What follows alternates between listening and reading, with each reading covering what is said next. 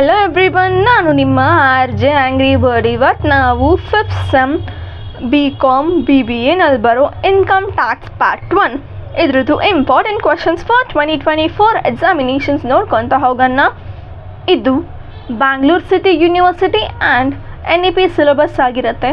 ಮತ್ತು ವಿಡಿಯೋ ಹೋಗೋಕ್ಕೆ ಮುಂಚೆ ನನ್ನ channel R J angry bird ಕನ್ನಡಗೆ ಸಬ್ಸ್ಕ್ರೈಬ್ ಮಾಡಿಕೊಂಡು ಪಕ್ಕದಲ್ಲಿರೋ ಬೆಲ್ ಐಕಾನ್ ಕ್ಲಿಕ್ ಮಾಡಿ ಇಟ್ಕೊಳ್ಳಿ. ನಿಮ್ಗೆ ಇಷ್ಟ ಆಗಿರೋ ಎಲ್ಲ ಸೋಷಿಯಲ್ ಮೀಡಿಯಾದಲ್ಲೂ ನಮ್ಮ ಅಕೌಂಟ್ ಇರುತ್ತೆ, ಅಲ್ಲೂ ಸಹ ನೀವು ನನ್ನ ಫಾಲೋ ಮಾಡ್ಕೋಬೋದು.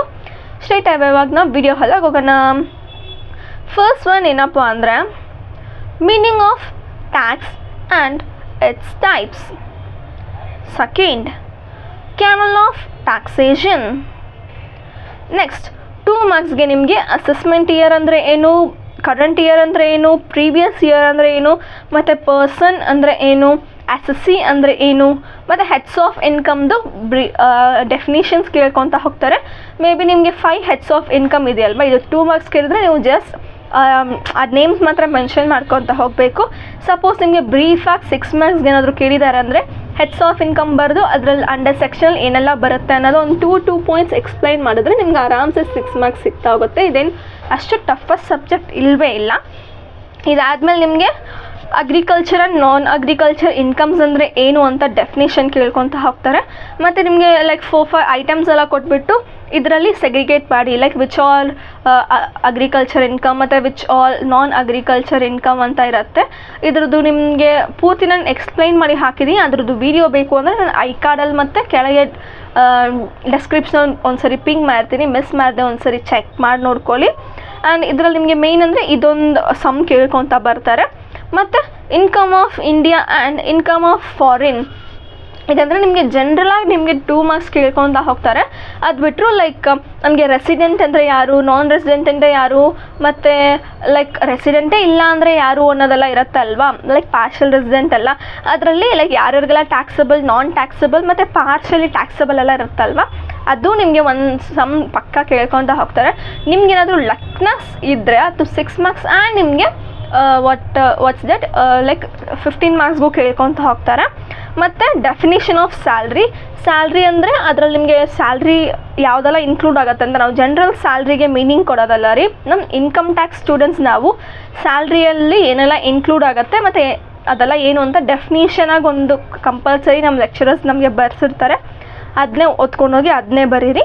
ಮತ್ತು ಅದರಲ್ಲಿ ನಿಮಗೆ 15 ಮಾರ್ಕ್ಸ್ಗೆ ಮೇ ಬಿ 2 ಕ್ವಶನ್ ಕೇಳೋ ಆಪ್ಷನ್ ಸಿಗುತ್ತೆ.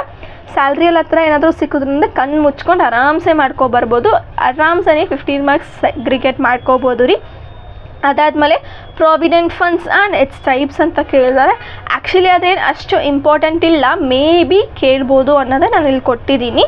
And types of house properties ಬರುತ್ತೆ ರೀ. ಹೌಸ್ ಪ್ರಾಪರ್ಟಿಯಲ್ಲಿ ನಿಮಗೆ ಲೈಕ್ ಅದರಲ್ಲೂ ನಿಮಗೆ ಪಕ್ಕ ಒಂದು ಸಮ್ ಇದ್ದೇ ಇರುತ್ತೆ. ನೀವು ಜನರಲಾಗಿ ಕ್ಲಾಸಲ್ಲಿ ಮಾಡಿರೋ ಥರ ಅಷ್ಟು ಟಫ್ ಇರುತ್ತೆ ಅಂತ ನಿಜವಾಗ್ಲೂ ಅಂದ್ಕೋಬೇಡಿ, ಎಲ್ಲ ಈಸಿನೇ ಇರುತ್ತೆ.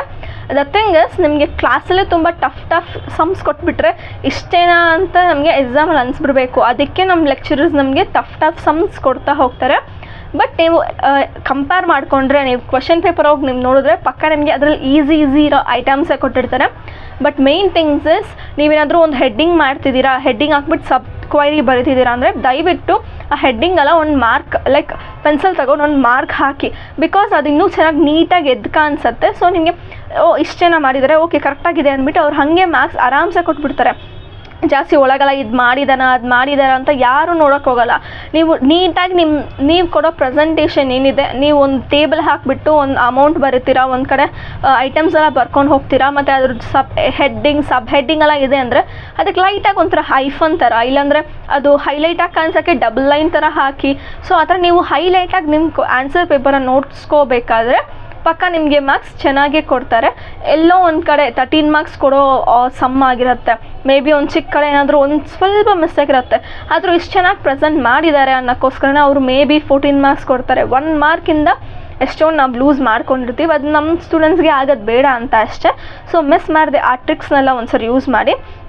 ಮತ್ತು ಲಾಸ್ಟಾಗಿ ನಿಮ್ಗೆ ಕೇಳೋ ಒಂದು ಕ್ವಶನ್ ಯಾವುದು ಅಂದರೆ meaning of taxation deduct at source ಅಂತ. ಅದ್ರದ್ದು ನಿಮಗೆ ಮೇ ಬಿ 2 ಮಾರ್ಕ್ಸ್ ಕೇಳ್ತಾರೆ. ಅದ್ರ ಬಿಟ್ಟು ಇನ್ಕಮ್ ಟ್ಯಾಕ್ಸಲ್ಲಿ ನಿಮಗೆ ಥಿಯರಿ ಅನ್ನೋದಂತೂ ಕಣ್ಣು ಮುಚ್ಕೊಂಡು ಬರೆಯೋ ಅಷ್ಟೇ ಪಕ್ಕ ಕೊಟ್ಟಿರ್ತಾರೆ. 2 ಮಾರ್ಕ್ಸ್ಗೂ ಸಹ ನಿಮಗೆ ಲೈಕ್ ಸಮ್ಸ್ ಕೊಡೋದು ಆಪ್ಷನ್ಸ್ ಬರುತ್ತೆ. ಸೊ ಅಷ್ಟು ನಾವು ಇನ್ಕಮ್ ಟ್ಯಾಕ್ಸಲ್ಲಿ ಬರೀ ಸಮ್ಸ್ ಮಾತ್ರ ನೋಡ್ಕೊತ ಹೋಗ್ತೀವಿ. ಸೊ ನೀವು ಥಿಯರಿಯಲ್ಲಿ ಅಷ್ಟು ಕಾನ್ಸಂಟ್ರೇಟ್ ಮಾಡೋದು ಬೇಡ ಅನ್ನೋದು ನನ್ನ ಪ್ರಕಾರ ಅಷ್ಟೇ. ಬಟ್ ಆದರೂ ನಾವು ಚೆನ್ನಾಗಿ ಸ್ಕೋರ್ ಮಾಡಬೇಕು. ನಾವೇನೋ ನೆಕ್ಸ್ಟ್ ಏನೋ MBA ಏನೋ ಮಾಡ್ತೀವಿ, ಇಲ್ಲ MA ಮಾಡ್ಕೊಳ್ಳೋಕ್ಕೆ ನಾವೇನಾದರೂ ಮಾಡ್ತೀವಿ ಅನ್ನೋರಲ್ಲ, ಲೈಕ್ MBA MCom ಎಲ್ಲ ಮಾಡ್ತೀನಿ ಅಂದ್ಕೊಳ್ಳೋರಿಗೆ ಮಾರ್ಕ್ಸ್ ತುಂಬಾ ಇಂಪಾರ್ಟೆಂಟ್ ಆಗಿರುತ್ತೆ. ಆ ಥರ ಎಕ್ಸಾಮ್ ಮೇಲೆ ಬರೆಯೋರು ಆಗಿದ್ದರೆ ದಯವಿಟ್ಟು ಎಲ್ಲ ಕ್ವಶನ್ಸು ಅಟೆಂಡ್ ಮಾಡ್ಕೊತಾ ಬನ್ನಿ. So all the best. ಇಷ್ಟಕ್ಕೆ ನಾನು ನನ್ನ ವಿಡಿಯೋ ಎಂಡ್ ಮಾಡ್ಕೊತೀನಿ. ಇದೇ ಥರ ನಿಮಗೆ ಬೇರೆ ಸಬ್ಜೆಕ್ಟ್ದು ಬೇರೆ ಚಾಪ್ಟರ್ದು ಇಂಪಾರ್ಟೆಂಟ್ ಕ್ವಶನ್ಸ್ ಎಲ್ಲ ಬೇಕು ಅಂದರೆ ಫಸ್ಟ್ ನೀವು ಈ ವಿಡಿಯೋಗೊಂದು ಲೈಕ್ ಕೊಟ್ಟು ನಿಮ್ಮ ಫ್ರೆಂಡ್ಸ್ಗೆ ಆದಷ್ಟು ಶೇರ್ ಮಾಡಿಬಿಟ್ಟು ನನ್ನ ಚಾನಲ್ RJ Angry Bird ಕನ್ನಡಗೆ ಸಬ್ಸ್ಕ್ರೈಬ್ ಮಾಡಿಕೊಂಡು ಪಕ್ಕದಲ್ಲಿರೋ ಬೆಲ್ ಐಕಾನ್ ಕ್ಲಿಕ್ ಮಾಡಿ ಇಟ್ಕೊಳ್ಳಿ. ನಿಮ್ಗೆ ಇಷ್ಟ ಆಗಿರೋ ಎಲ್ಲ ಸೋಷಿಯಲ್ ಮೀಡಿಯಾದಲ್ಲೂ ನಮ್ಮ ಅಕೌಂಟ್ ಇರುತ್ತೆ, ಅಲ್ಲಿಯೂ ಸಹ ನೀವು ನನ್ನ ಫಾಲೋ ಮಾಡ್ಕೋಬೋದು. ಇದೇ ಥರ ಇನ್ನೊಂದು ಒಳ್ಳೆ ವಿಡಿಯೋದಲ್ಲಿ ಸಿಗೋಣ. Cheers all.